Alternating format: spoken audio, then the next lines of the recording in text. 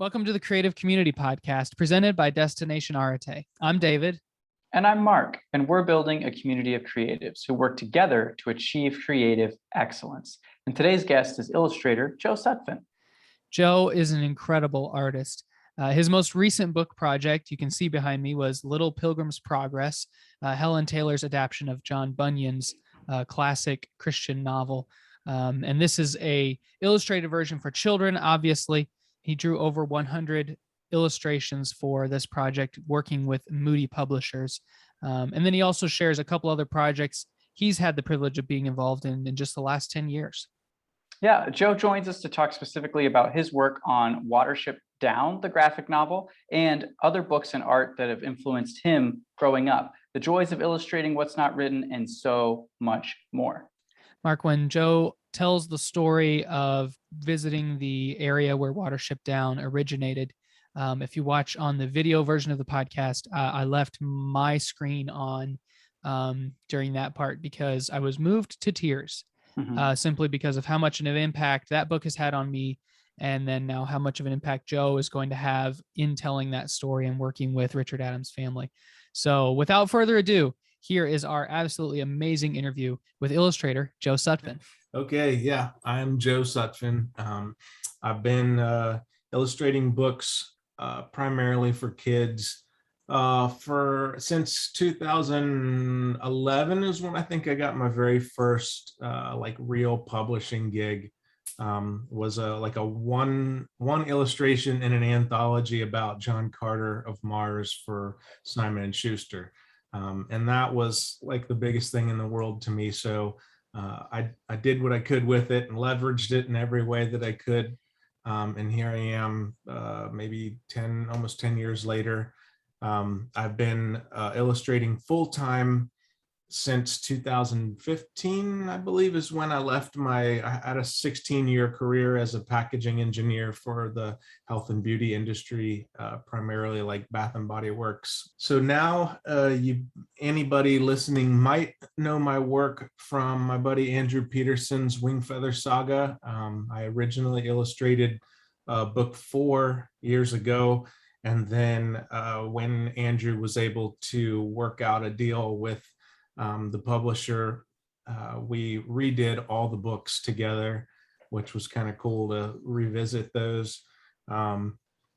I illustrated Word of Mouse, which was pretty neat for me because that gave me an opportunity to kind of grandfather myself into a New York Times bestseller, because I don't know how else I was going to end up in that scenario. Andrew's books were super big sellers, but big sellers in a totally different type of market. So it was fun to get to throw New York Times bestseller in front of my bio. So that was like an easy one there. But James Patterson was super generous to me by putting my name on the front of his book, which I think maybe even to this day, I may be the only illustrator that he's done that with. And I still don't really know the reason for that. I did get to meet him at the publisher in New York, and he was just really generous to me about that. I recently published with Moody Publishers, the Moody Bible Institute, a new version of Little Pilgrim's Progress by Helen Taylor, who is deceased. And we did that book in a sort of like a woodland realm, just to give like a real fresh face to the story. The story itself obviously is nearly 400 years old, and we were just trying to give it something brand new and fresh. And right now I am in the middle of illustrating a grand graphic novelization of Richard Adams's Watership Down. And this is being done. I get a lot of questions about this. We live in a society now where most young people don't really actually understand copyright. They live in a world where everything just happens to be online and they can see it and access it and everything seems free, but they don't realize how not free things really are. So many young people message me thinking that I am self-publishing this graphic novel and when will I have it done? And the truth is I'm doing this with a division of Random House, 10-Speed Publishing, 10-Speed Press, and doing this with the help of Richard's two daughters, Juliet and Roz, and they represent the Richard Adams estate. So it's for any of those people out there that think that it's just something I'm doing, this is something that I think that the family is really excited about, because this is the first time that Richard's family has gotten to be involved in a visual representation of Watership Down. So all of the films that were done without the family's involvement, and they were able to do this, and this has been really big for them to be able to be involved. So we actually, my partner on the book, James Sturm, who is one of the co-founders of the Center for Cartoon Studies in Vermont, and he's also an Eisner Award winner. He wrote the graphic novelization script, and he thumbnailed the script, and then I am fleshing that out by illustrating and coloring it. And he and I traveled to England 2 summers ago, thankfully before COVID hit, and we, along with illustrator Aldo Gali, who illustrated the really nice edition that I think that you had on your shelf. Yes, he led us, me, James, and Juliet and Roz through every land that is mentioned in that book. So basically from start to finish, that book is real, and all the places in it are real, and we walked all of those places and photographed all those places. And even though it would be pouring rain, Aldo would pull his scrappy copy of the book out and read a passage to show us. And you can see as you're looking, like he would read a passage and tell us how, okay, and then the rabbits, went over to this, and there's a hedgerow right there, and you could see everything. So it's pretty wild to be able, and I think this all happened because when we were negotiating the contract, James and I kind of mentioned, like, so we could probably just have this book take place like in our own backyards, right? And they were like, "Whoa, put the brakes on." This takes place in places that our dad has, played in and ran through since probably the 1930s or 40s. So these places were like real. So there was even a point where we had to gain access to a little pond that is on the property owned by Andrew Lloyd Webber, which was kind of funny that like his groundskeeper had to let us in and walk us to the pond. And so there's just, when Richard Adams was a kid, these places were not like owned by people. Like as a kid, he could just walk them. There was a whole stretch of the River Test that was owned by, I can't remember his name. He's a famous Formula K race car driver. I feel like his name is Jody something, but we had to get access to his property to go to the where the 2 different bridges are on the test, and where the punt boat is found, and the little bridge that they cross to get to the punt, like all of that. And I actually fell into the water while trying to get a photograph at one point. So yes, I have fallen into the River Test, and then had to wait for the silt to settle so I could grab my phone. But that was my greediness trying to get a good photograph. But yeah, so anyway, I probably got way off the topic there, but that was a fun journey. So awesome. Wow, what an immersive experience. Yeah. That's awesome. That's amazing to me that those places are still there. It's I think just so cool, because it was surprising to me, because the book starts with an expansion of a civilization, and a destroying of a land. So that's so cool that all those places that well, he what's mentions are still there. fascinating about that is that that actual part of Sandalford Park when we entered what actually would have been the real Sandalford Warren, there actually were, in my photographs, there are tracks from like a track hoe that was driving through there. And over the past like 2 years, there have been multiple petitions that you can sign where people are trying to stop the developing of that area. There are like housing developments that are prepared to go into, like, almost like Richard and Fiverr could really see what was coming. Yeah. Really crazy. Yeah. Wild. We're done now, Joe. So thank you. That was amazing. That was everything.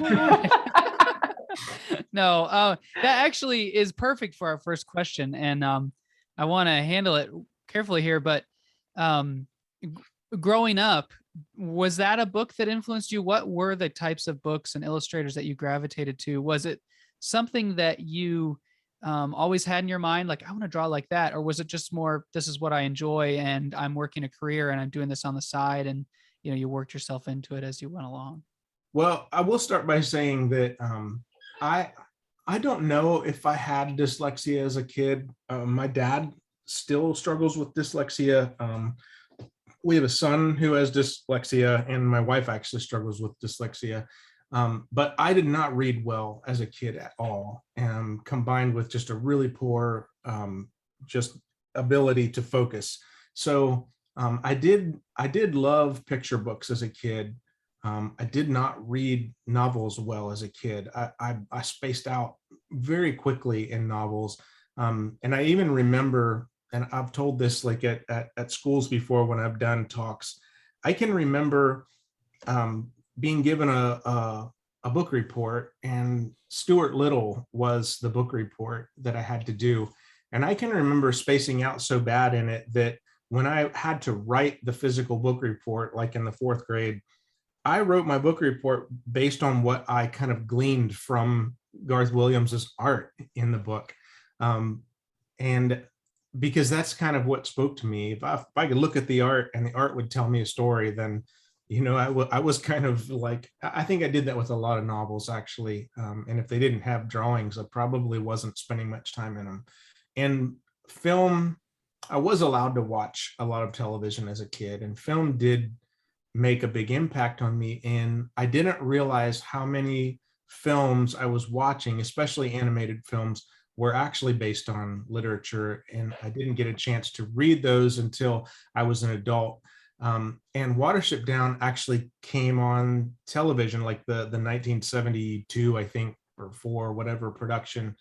And I was always intrigued with it because it was animated, but it didn't feel like it was for kids. And so that was kind of this strange thing to me. There was fighting and there was blood. And I didn't understand what Watership Down, what did that even mean? I thought it had something to do with them getting on a boat. I didn't realize that was the name of a hill. And so it did impact me because I would catch it every time it was on television. I didn't know that The Hobbit was a book. I would catch the Rankin and Bass Hobbit with my dad on television and watch it every time it was on. And I can still remember the first time that I caught The Secret of Nim on television, and just the massive impact that had on me. I didn't know that was a book. So books did have a big impact on me, but it was like the derivative of them that was having an impact on me. I did have, and still do have, a collection of books. The books that I actually did read that were like the Arnold Lobel books, like Frog and Toad and Owl at Home. I happen to have like little records that went with those books that I still have. And I think Arnold Lobel actually read those.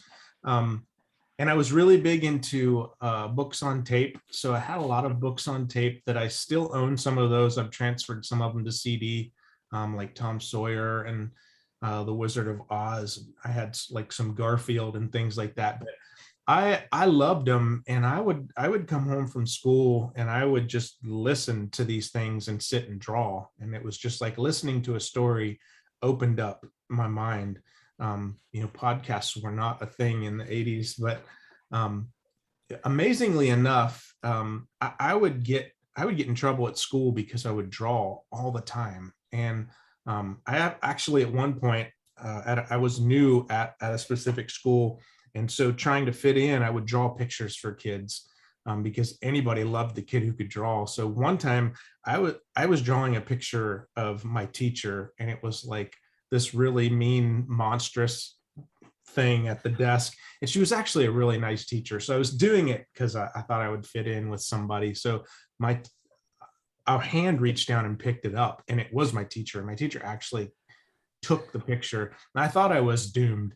And I can remember she didn't do anything about it. And then parent teacher conference time came, and this was like 4th grade. I was sitting with my mom and dad, and I can remember my teacher, Miss Davis, pulling out that drawing. And I thought I was like, it was over for me. But then I can remember everybody laughing.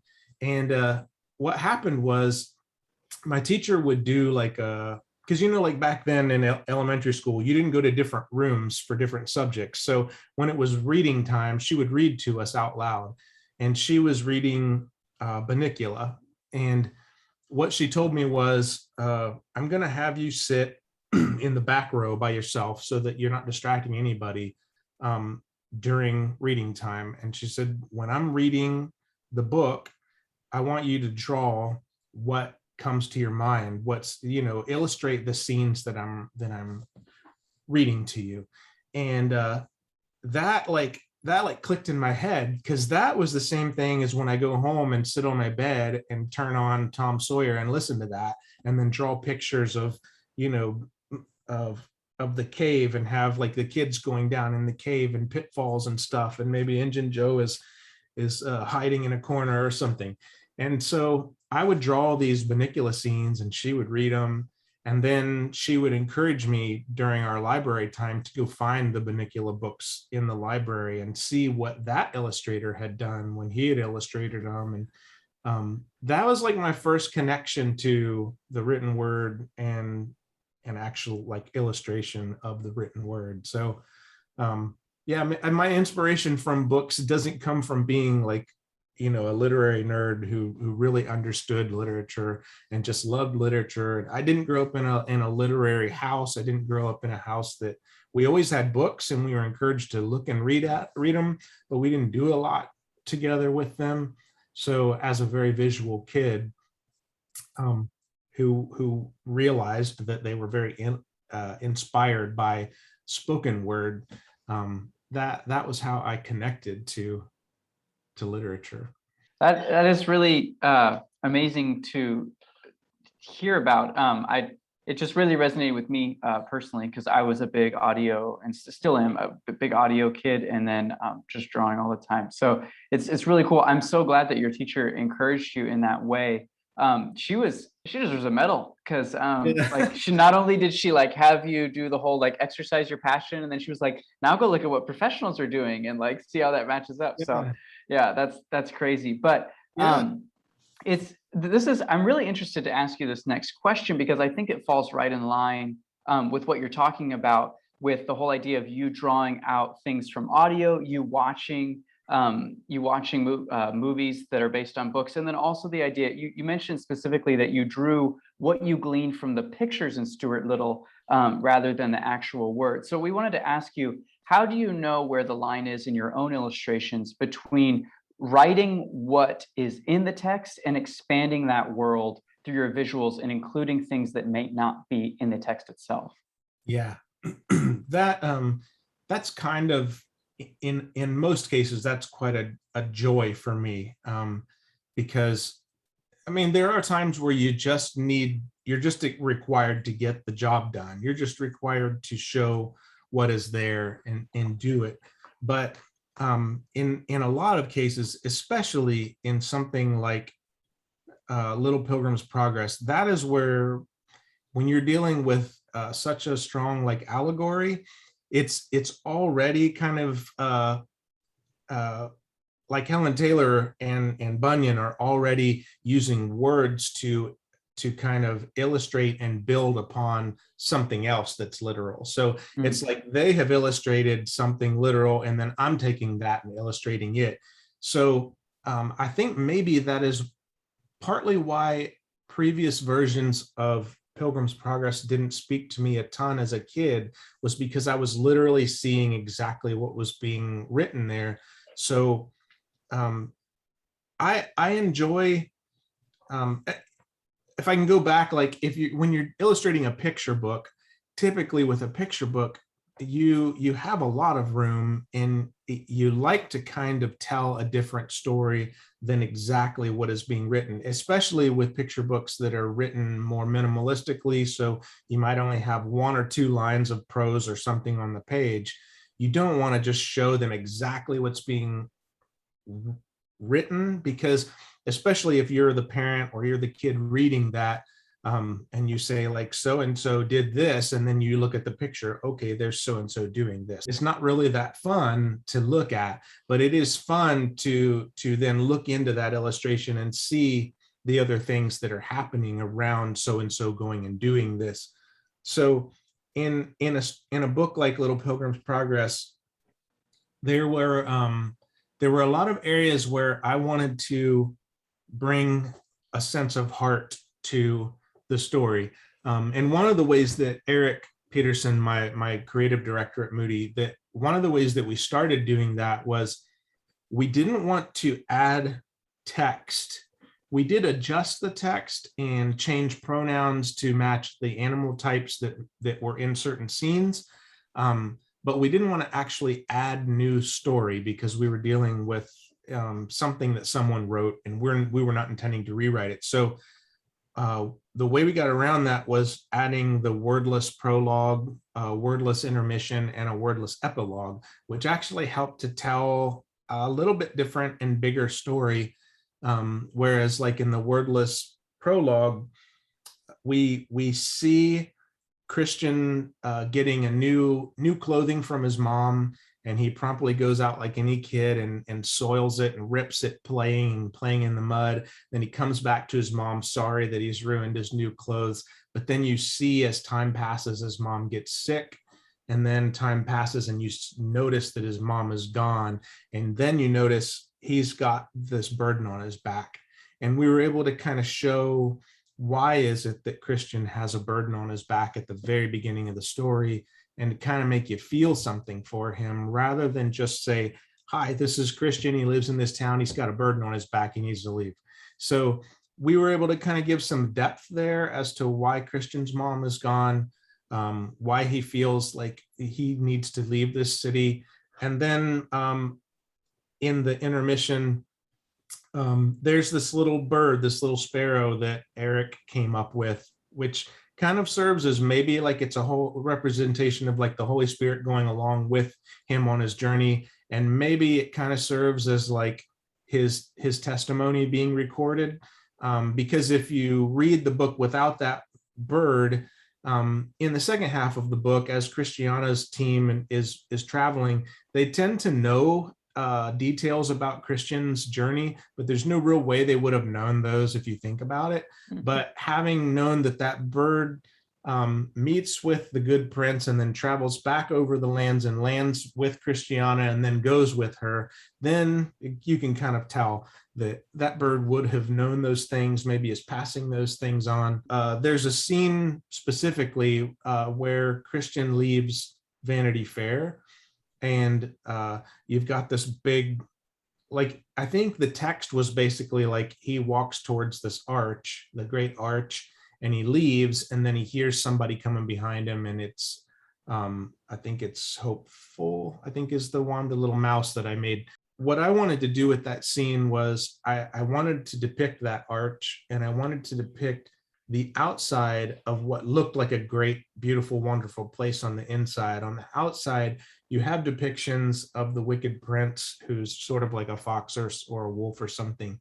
And the walls have like the wastewater spouts coming out, and it's not great. You see the truth of like what it is.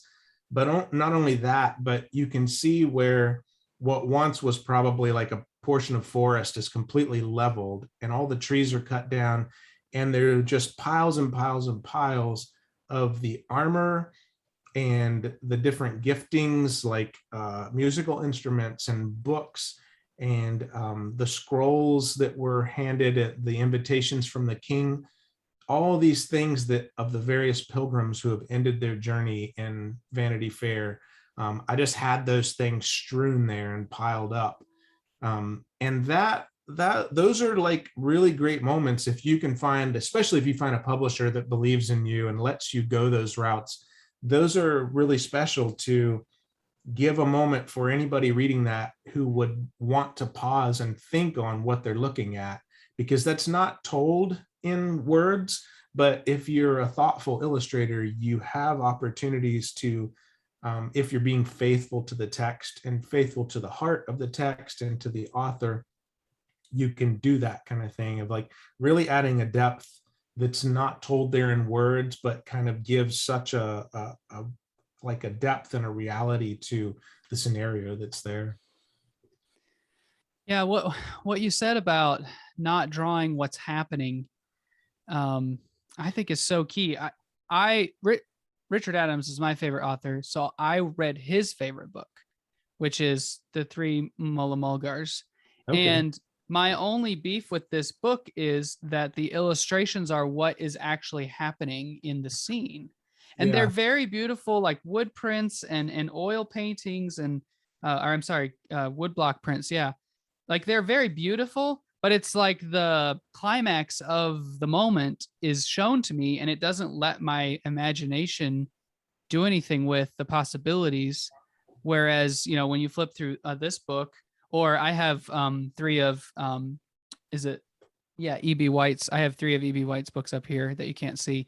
When you look at those illustrations, it's kind of like right before or right after. That was just super cool to hear from you, Joe, your thought process on that, especially the idea of all the things that have been lost due to vanity, you know, that, like you said, we're not in the text. And I love your guys' attempt to be faithful to that text.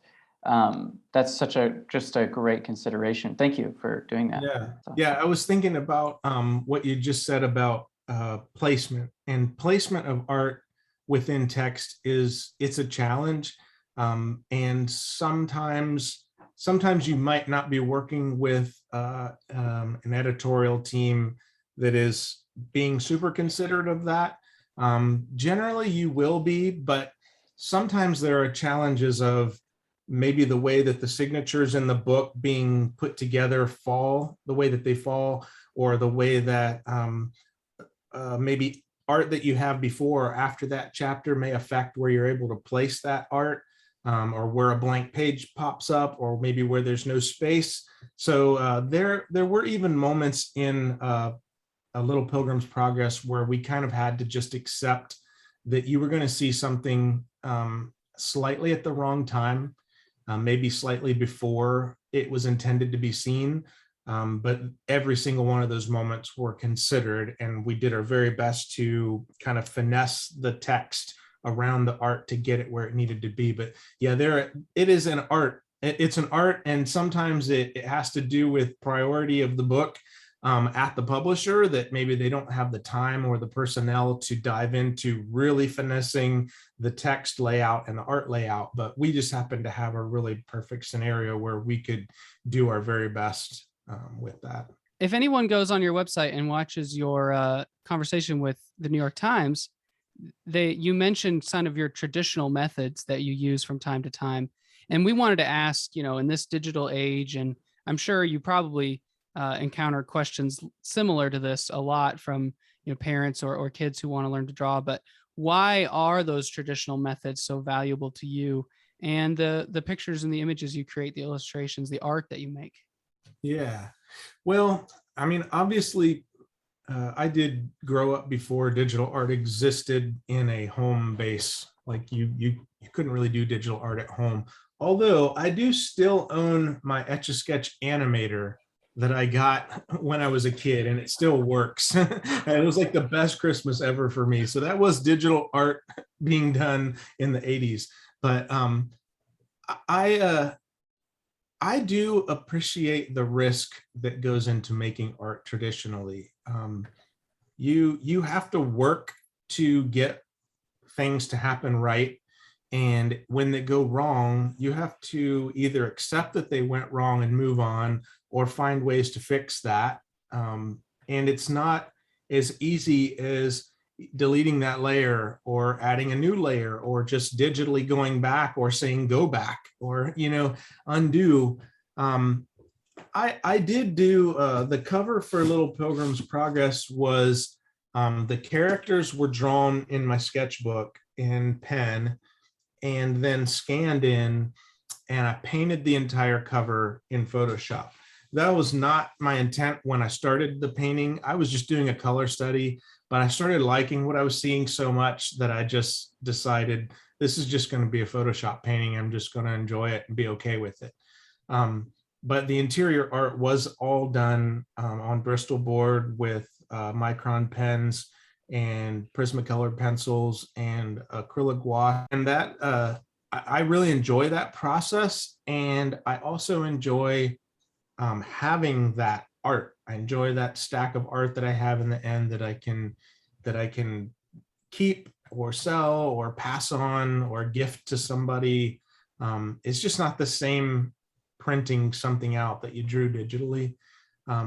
Also, there's this relationship between your eyes and what you have in front of you that is real, that I cannot like one for one get on even my Cintiq screen. For some reason on a Cintiq, to have the drawing the exact size that I would draw it, I can't actually see it the same, and I can't trust it, the lines the same way. So I have to zoom in and I have to work differently, which removes muscle memory from the process. So when I work on a piece of paper with, say, if I'm using my dip pens, those dip pens require like a learned skill, which involves muscle memory. And so my cross hatching is being done like one for one right in front of my face. I'm cross hatching at a specific size and speed. And then when I try and do that on, even if I make a pen nib in Photoshop that is supposed to look like my dip pen nibs, I still can't draw it at the right size because like even if I was working on a retina screen or something, it still does not come across to your eyes the same as it does on a piece of paper. So it's just how I work, and I'm used to that. But I also just find joy in using a pen and a nib and dipping it in ink, or using micron pens, or using colored pencils. They work the way they've always worked since I was a kid, and they don't get updates that stop working with the newest hardware and software. And it just, if your favorite paper manufacturer stops making your favorite paper, you just use a different paper. But That's so cool.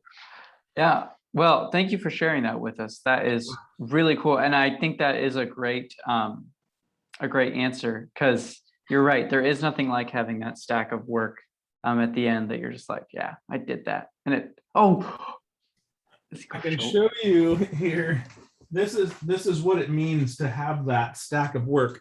This is half of Watership Down. Oh my goodness gracious. That's like 6 pounds of paper at the moment. So, and it's just page after page after page. So it's there's nothing like that. Like that's a nice thing. And maybe, someday when we visited London one day, when we were in England, we talked with an editor of graphic novels there, who was putting on an exhibit of Posey Simmons, who is a famous graphic novelist in England. And she's maybe in her 60s or something now, and still just cranking out graphic novels. He had mentioned to us the possibility of setting up a Watership Down exhibit there, which would be really cool. But it wouldn't be the same if I was like, yeah, I'll print out a bunch of digital pages for you to frame and put on display. That's not very exciting. So I can remember like looking, we here in Columbus, Ohio, we have the Billy Ireland Museum of Comic Art, and it's free to go there. It's on the Ohio State University campus, and they have like original Bill Wattersons and just like all kinds of original art, comic book pages. And it's just so cool to go and look up close at like these ink strokes and brush strokes and the whiteout that somebody put over and redrew something. Like that kind of stuff is so fun to see. Yeah, that's so cool. There is something very human about that. I remember I went to the Brandywine Museum for illustrators, and there was this Harvey Dunn painting there, and you could tell he repainted the tail on the cow because he didn't paint it over all the way. You could tell it was a rush job, and so but he had it. But it was cool because it showed you, oh, he did it for a reason. Like the tail, it was trapping your eye in that corner, and he needed you to move it up to lead the eye into the piece. It was just cool. And then you see the things that even the correct decisions that they made, like you said, those physical lines that you say, oh, wow, that's real craft. That's real. So, but there are times where being a digital artist certainly helps you in the illustration industry. My buddy Tim Bowers told me a story once of when he was illustrating the book was called First Dog, and it was about the Obama's dog that they got when they got into the White House. But the publisher was putting this book together, and I guess the Obamas were still choosing between two different dogs. And so there was kind of this assumption of, okay, we believe this is the dog they are going to go with. So then Tim illustrated this entire book, like he used like acrylics and painted this entire book with this, I think, a white dog. And then it was like the day before he had to mail this stuff to New York, they said the announcement came out and they were like, they went with the other dog. They went with the black dog. And so he had to physically jump in and repaint this dog on every single page as quick as possible and like put it on fans and everything and get this art mailed out. And I'm sure that in that moment, if you were a Photoshop painter, you would still want to vomit, but you would at least know that you could get this done a little bit quicker. That's crazy. It's a great story, but horrible for the artist experiencing it. Sure. Reminiscent of the days when you'd have to mail your art to New York in time for it to be published on the magazines. And yes, some of our other guests have experienced that. So, yeah. Well, we got one more question for you from our listener, Ben. And you've kind of talked a lot about projects that you've worked on, and he wanted to know if you have a favorite project and maybe what made it your favorite. But you can feel free to answer that as you like. Yeah, well, I don't want to disappoint anybody. Little Pilgrim's Progress is definitely my favorite thing I've ever done. In great part, it's because when I look through it, it is the closest thing that I've ever done that actually felt like making real art. Because there is something that you have to do as a children's book illustrator, and that is repetition. And sometimes you have to draw the same illustration 3, 4, 5 times before it goes into the book. So I might do sketches, and then I will present those to my art director or editor or whoever my contact is.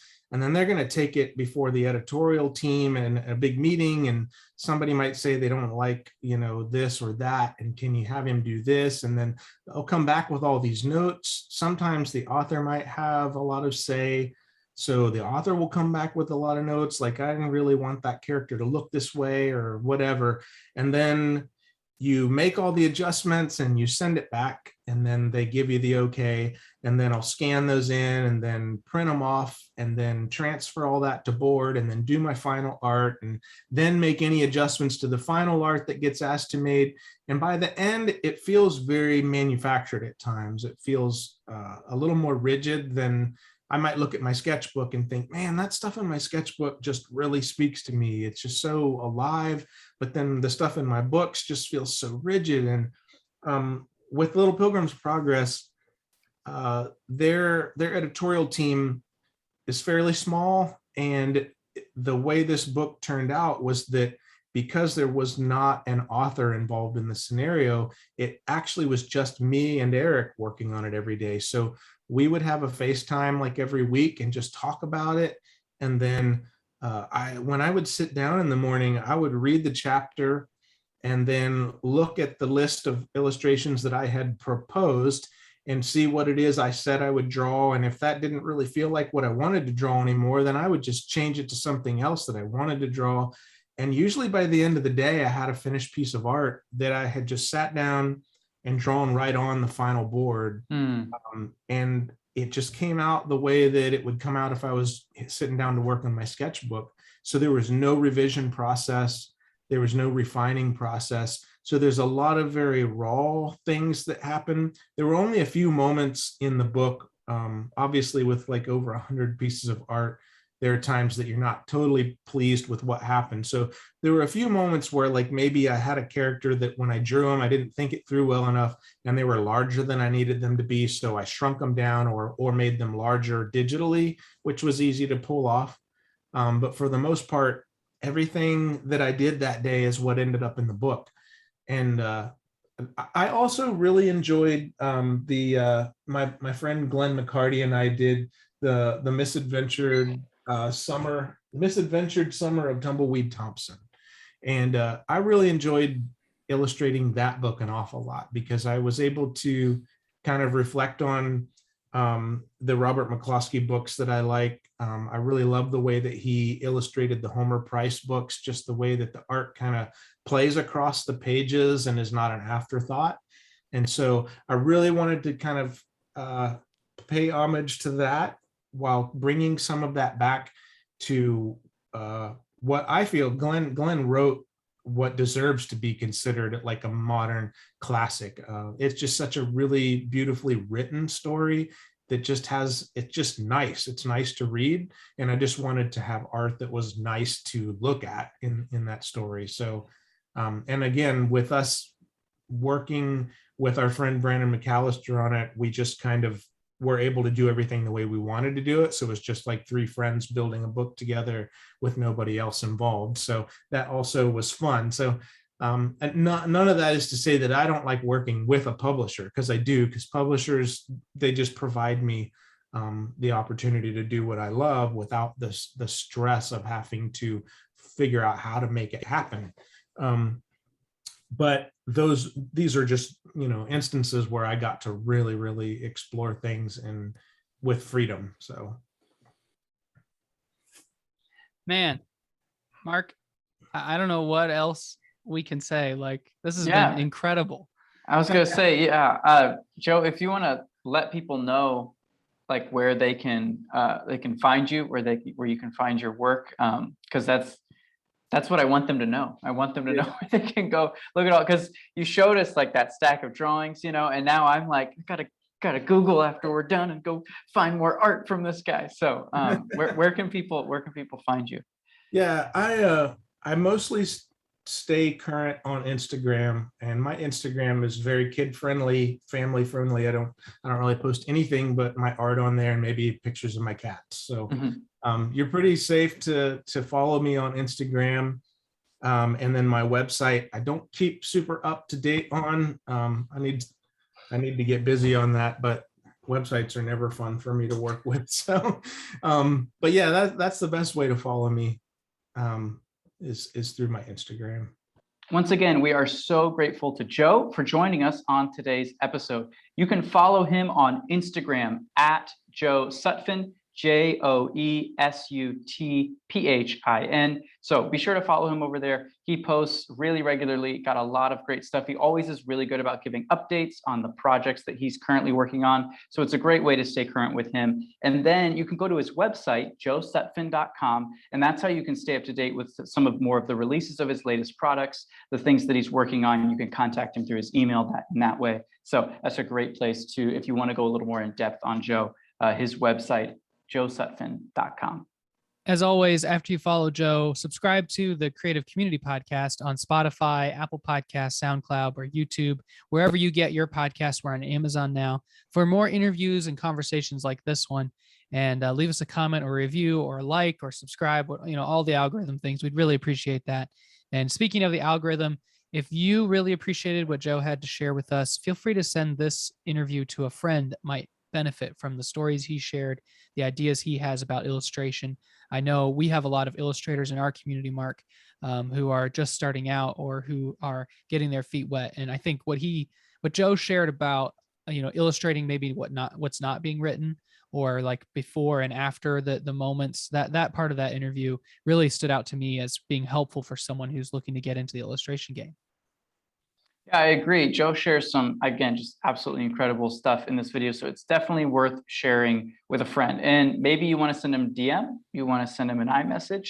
Well, not only can you talk to your friends on those platforms, but you can also connect with us, Destination Arete, ARETE, on Facebook and Instagram. If you connect with us through those platforms, you can stay up to date with what we're working on, and you can also get notifications about future interviews like this one and potential maybe community activities that may or may not be coming up, upcoming Arete projects that we're working on outside of the podcast. So, but if you want to be the first to hear about upcoming interviews, sneak peeks, all that good stuff, you want to go to destinationarete.com/contact, or you want to send an email to destinationarete@gmail.com to subscribe to our newsletter. Our newsletter is going to be the best place if you are an Arete superfan to be able to understand and get all the inside scoop as to what we are working on. So we'll be back in 2 weeks with another interview. See you then.